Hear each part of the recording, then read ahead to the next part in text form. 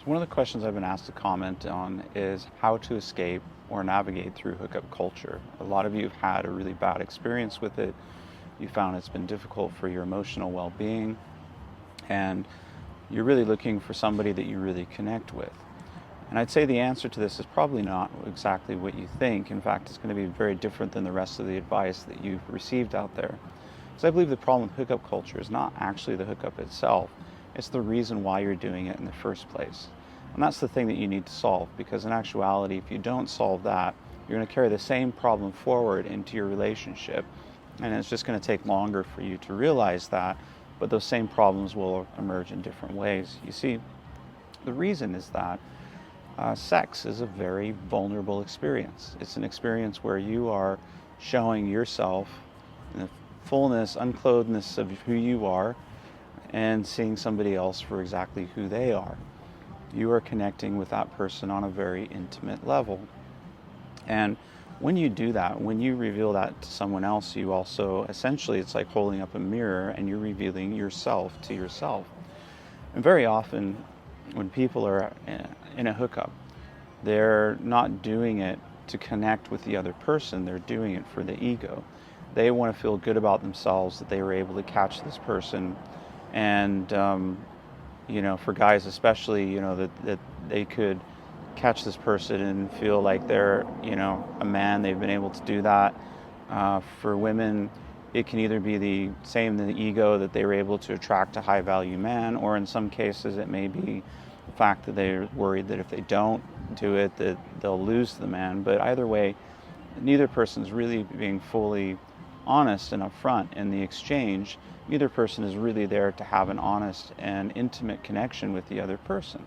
So what happens is, when you go through that experience, it may be enjoyable during the experience, but then afterwards the sort of reality sets in, and there's kind of a buyer's remorse as you sort of confronted with the fact that you had this experience with this person, but not for the right reasons.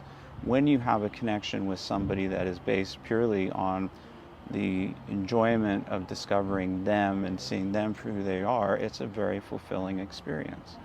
And it can be very rewarding, and that doesn't necessarily need to be in the context of lifelong monogamy. It can happen in a shorter term experience if you are doing it for the right reasons.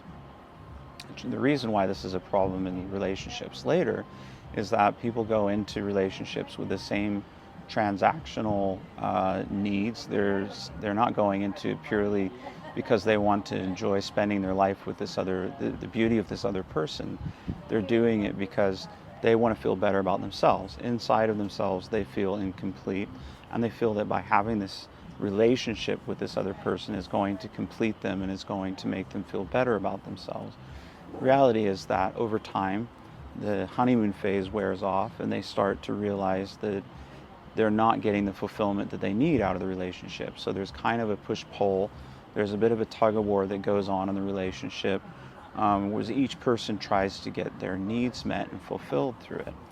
So again, the same answer here is with finding true love in general, is that in order to find somebody that you really connect with and have an experience that's fulfilling and rewarding, you have to first start with, again, that inward journey. You have to start with finding that fulfillment inside of yourself first.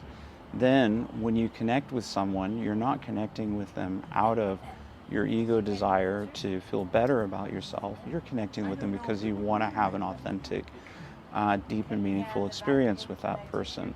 And then it can become very rewarding. But the challenge with that is that when you start that inner journey and you start finding and discovering who you are, the type of person that you attract to you is going to change. And you need to change with that. You need to start seeing other people in a different light, not looking for that person that's going to complete you, but looking for that person who you genuinely are attracted to for who they are as a person, not because of their stats, not because of their value, their beauty, their status, anything like that. You're looking for somebody that you really connect with. And when you present yourself with that sort of energy, you will find that people that are attracted to you will also be people in that sort of energy space with you as well. You will have less of a connection with those who are seeking the ego fulfillment and you'll start to connect more with people that are in a deeper place. They're more rooted and secure in who they are. They're not looking for anyone to fulfill them. They're not approaching it with that sort of need. They're approaching it with openness and with enjoyment. It's less intense than that sort of, tear your clothes off type, experience.